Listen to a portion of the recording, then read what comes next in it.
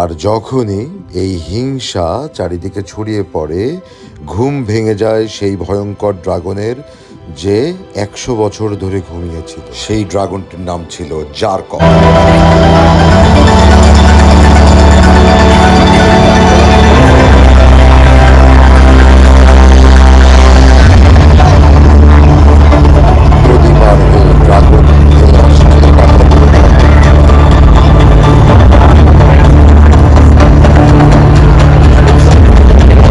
ঘুম ভেঙে যাওয়ার পরে রাজকুমারী ইলিয়ানার প্রতি প্রতিশোধ নিতে ড্রাগন ছুটে চলেছে রাজা লিওনার্দের।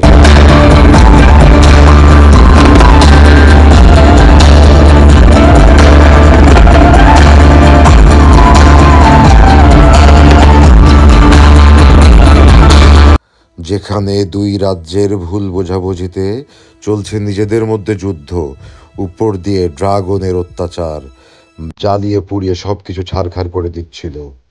অবশেষে দুই পাড়ের মানুষ বুঝতে পারে যে আমাদের মিলিত শক্তিই পারে একমাত্র এই ড্রাগনকে মোকাবেলা করতে। আজও ক্র্যাকোভের ভাভেল ক্যাসেলের নিচে যেই ড্রাগনটি আছে, সেই ড্রাগনের নিচে কিন্তু লেখা আছে যে তোমাদের বিভাজনই আমার শক্তি। মানুষের ঐক্য ও প্রেমের শক্তি দেখে ড্রাগন দুর্বল হয়ে পড়ে। ইলিয়ানা তার পূর্বপুরুষদের প্রাচীন মন্ত্র উচ্চারণ করে।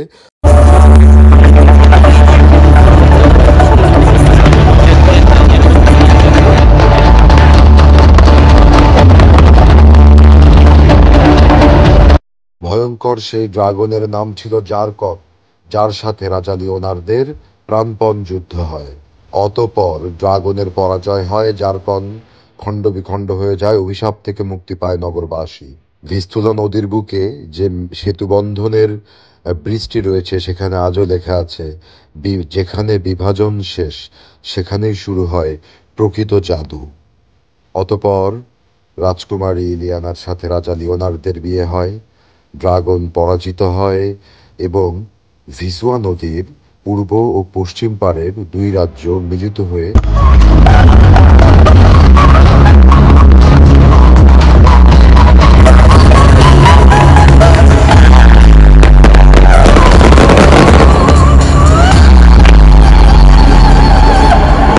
সবসময় প্রেমের জয় হয়েছে। ভালোবাসার জয় হোক।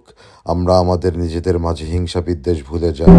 সবাইকে ধন্যবাদ। ভিডিওটি ভালো লাগলে লাইক করবেন, কমেন্ট করবেন, সাবস্ক্রাইব করে পাশে থাকবেন। Thank you.